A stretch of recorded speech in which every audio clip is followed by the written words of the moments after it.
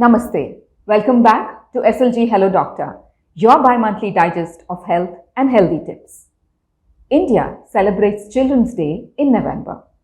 Our children are the future of our country. I'm sure you would agree with me that in their health and well-being is ours. Yet, a future for the world's children, a report commissioned by World Health Organization, UNICEF and The Lancet finds that the health and future of every child and adolescent worldwide is under immediate threat from ecological degradation, climate change, and marketing practices that push heavily processed fast food, sugary drinks, alcohol, and tobacco at children. Today, we will be talking about childhood obesity, a serious medical condition that affects children and adolescents. The pile-up of extra kilos, be it because of overindulgent parents or a sedentary lifestyle, sets children on the path to health problems that were once considered adult problems. Diabetes, high blood pressure, and cholesterol. Childhood obesity can also lead to poor self-esteem and depression. In this episode of SLG Hello Doctor, we will be talking to Dr. Arvind Kumar, consultant pediatrician at SLG Hospitals, Hyderabad, about childhood obesity. Thank you, Dr. Arvind, for joining us on SLG Hello Doctor. Namaste Andy. I am very happy to be here on this health talk, which is very important topic needed to be heard by all the viewers. Doctor, most parents in India especially tend to fret if their kids are skinny. We equate chubby with healthy. I'm myself guilty of that. So can you start by explaining what is childhood obesity and is all fat bad fat? Childhood obesity is defined as accumulation of fat in the body. That is, if we say in easy terms, we can tell it as the amount of food consumed and the amount of energy spent. When there is an imbalance, it leads to obesity. All fat is not bad. The present scenario, all children are more actively taking these junk foods which contains trans fats. This in turn leads to the obesity. So how we know whether the child is obese or not? For that, we take the measurements of the child, we measure the weight of the child and we measure the height of the child and we calculate the BMI. These BMI will be plotting over the growth charts. We have specialized growth charts for the kids based on their age. If in this chart, if his weight per height is more than the 95th centile, we call it as obesity. Doctor, what is the prevalence of childhood obesity globally and in particular reference to India?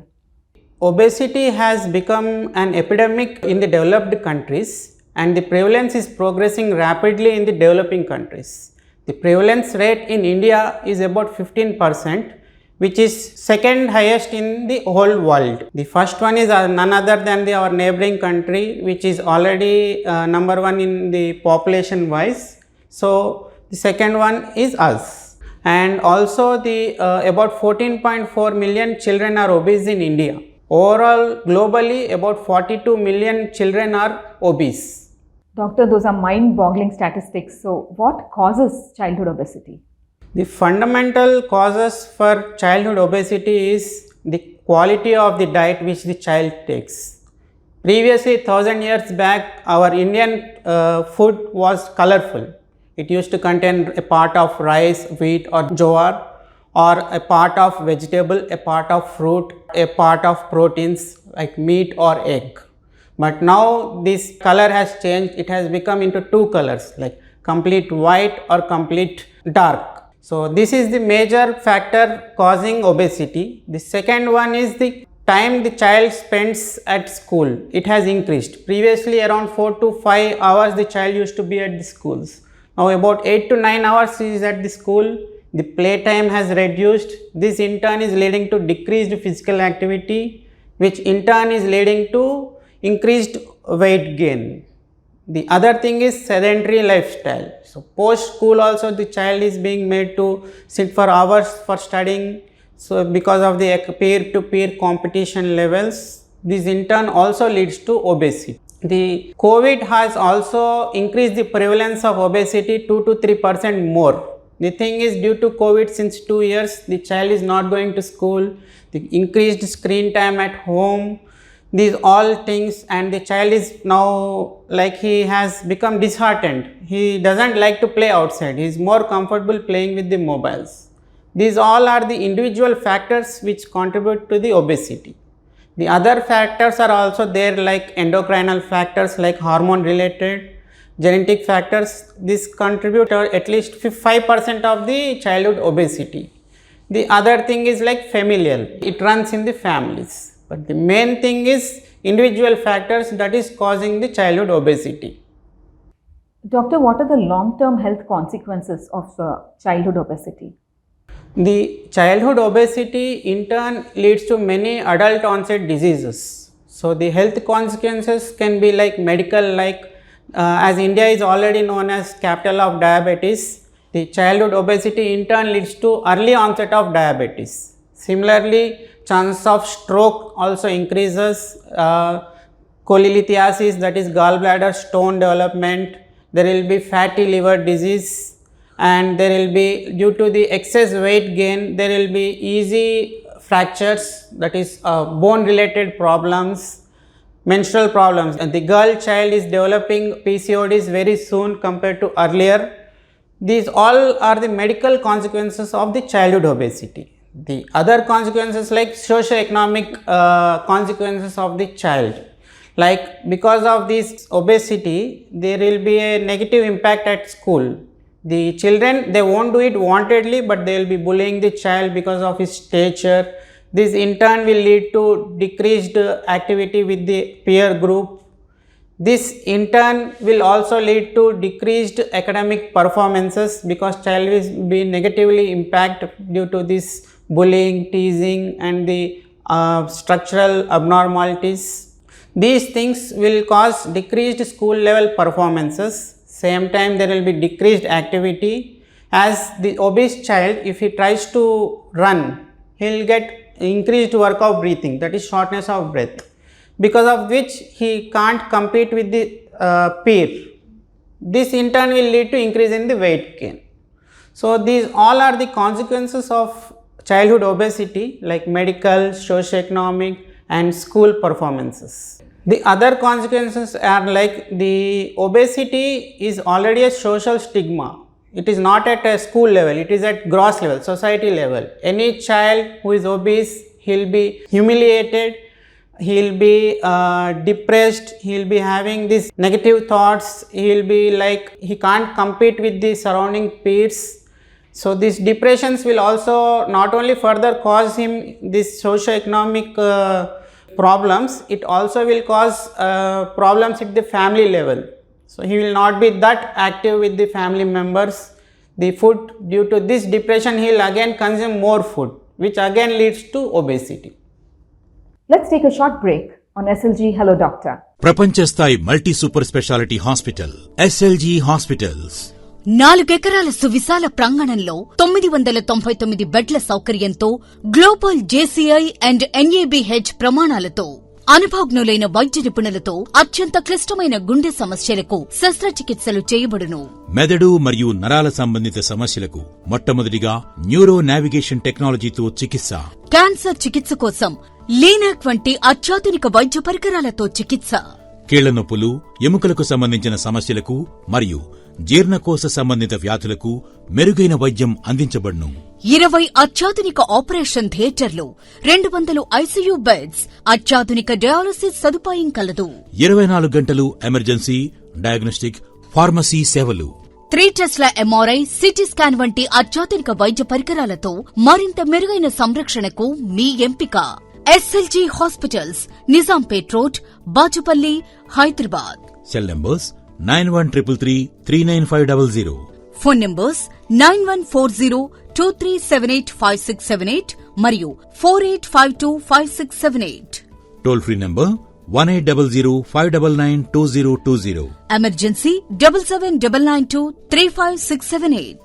Andhra Aarogyasri సదుపాయం కూడా కలదు. Welcome back to SLG Hello Doctor.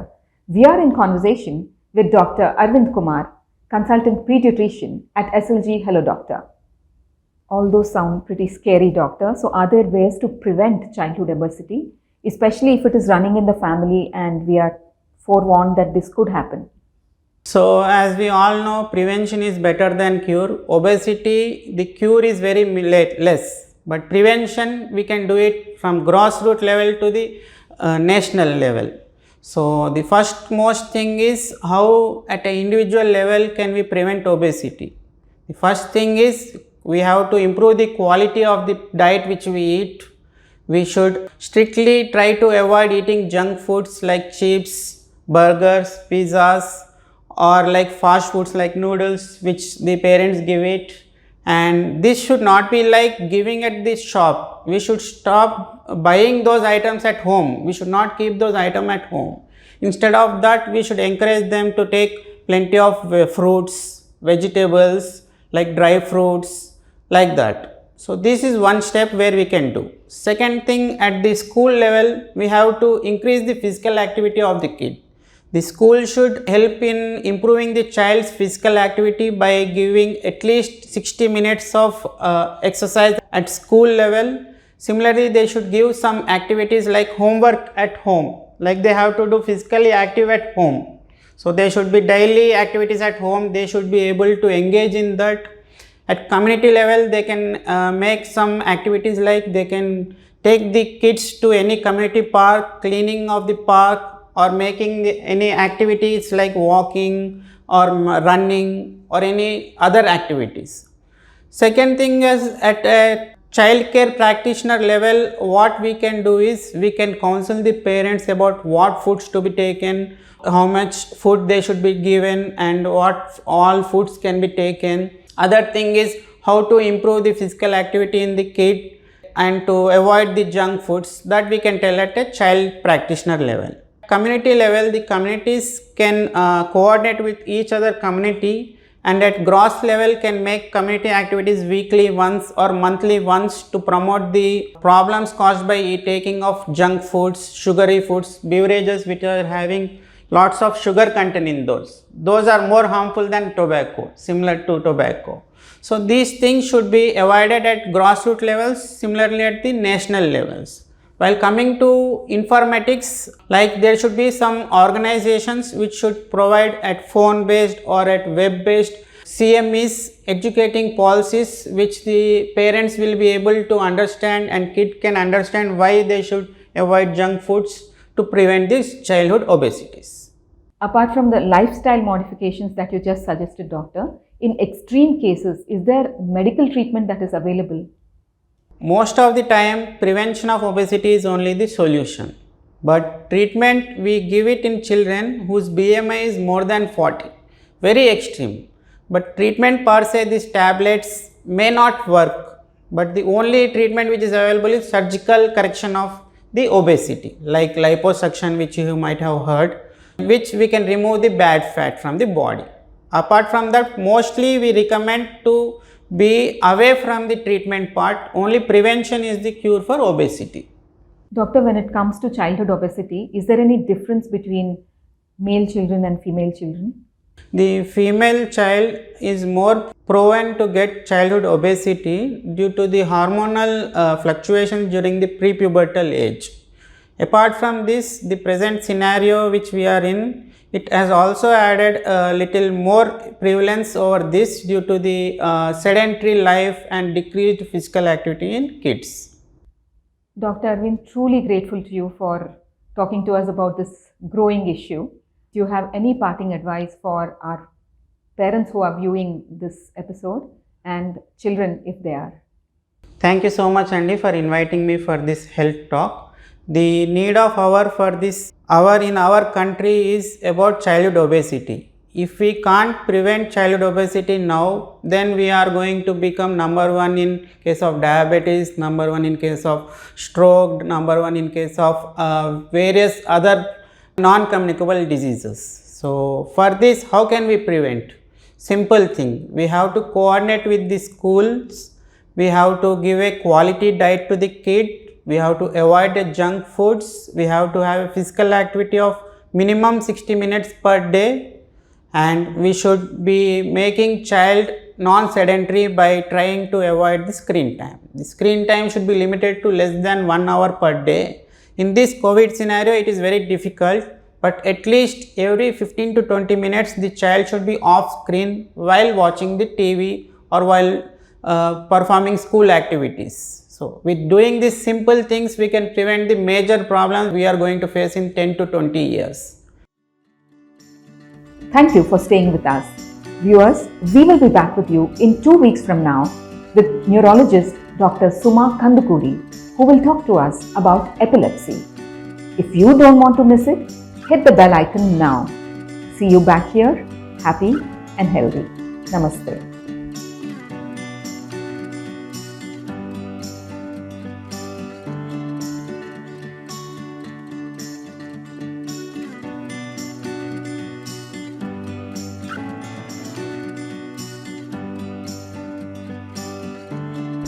Viewers, don't forget to hit the bell icon to keep yourself updated on all that's happening at SLG Hello Doctor.